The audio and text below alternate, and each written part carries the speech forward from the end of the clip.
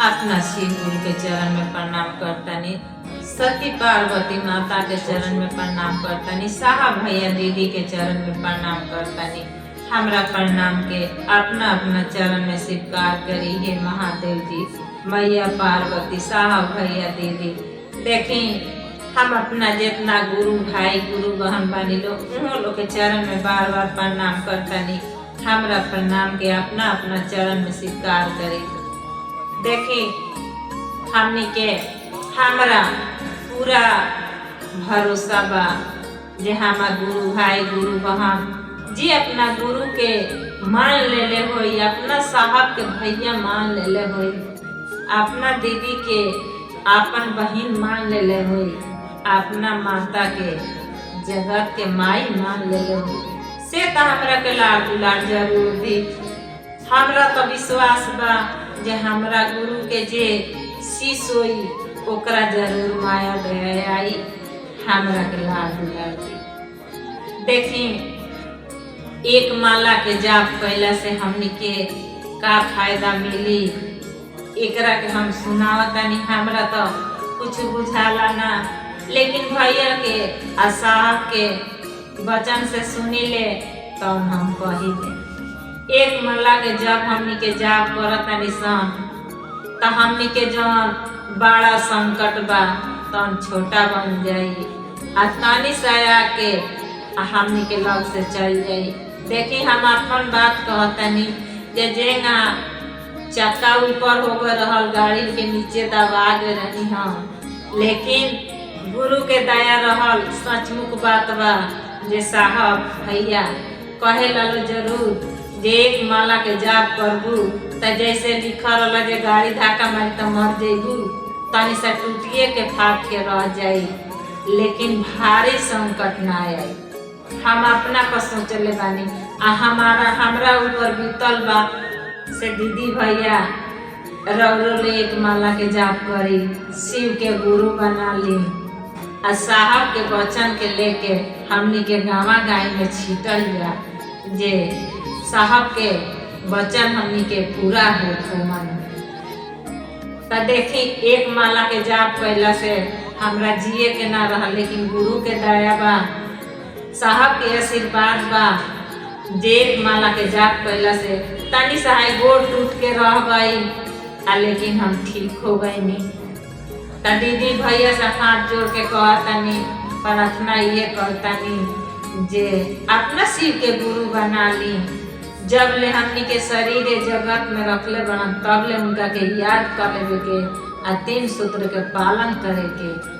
हर हर महादेव। देखी तो वही पर देतानी एगो भजन जे देखी हमार गुरु के गजब कर देले बड़न आ साहेब हमार गजब कर देले बड़न। एगो छोटा मोटा भजन देतानी।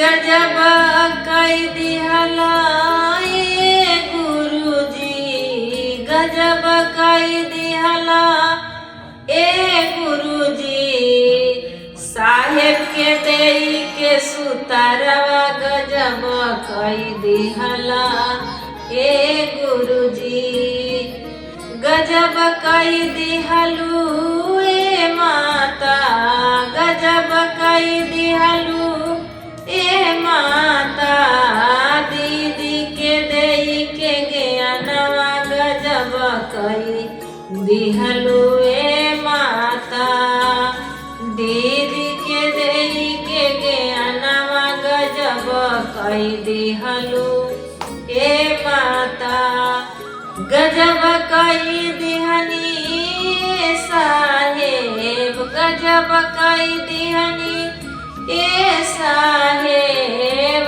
हाथवा में बांधी के कंगनवा गजब कई दिहनी ए साहेब, गजब कई दिहलू ए दीदिया, गजब कई दिहलू ए दीदिया, एक माला के जापी के ज्ञानवा गजब कई दिहलू ए दीदिया, आन्हरा के आँख देनी कोरिया के काया,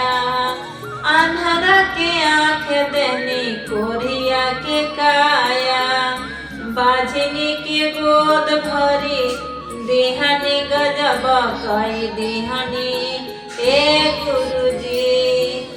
हाथवा में बांधी के कंगनवा गजब कई देहनी ए गुरुजी। पहिला में दया मंगला, दूसरा में चर्चा, तीसरा में नमन प्रणामवा गजब कई देहनी ए गुरुजी। तीसरा में नमन प्रणामवा गजब कई देहनी ए गुरुजी। हाथवा में बांधी के कंगनवा गजब कई देहनी ए गुरुजी। हर हर महादेव भैया पार्वती साहब भैया दीदी, आज के चर्चा, आज के भजन अपना शिव गुरु के, माता पार्वती के, साहब भैया दीदी के चरण में रखते हुए अगला चर्चा के बार बार हमारे प्रणाम बा, लाख दुलार प्यार दीजिए। अगला चर्चा हम फिर करें अपना गुरु जी के। हो गई। हमारे वीडियो को देखने के लिए चैनल को सब्सक्राइब करें।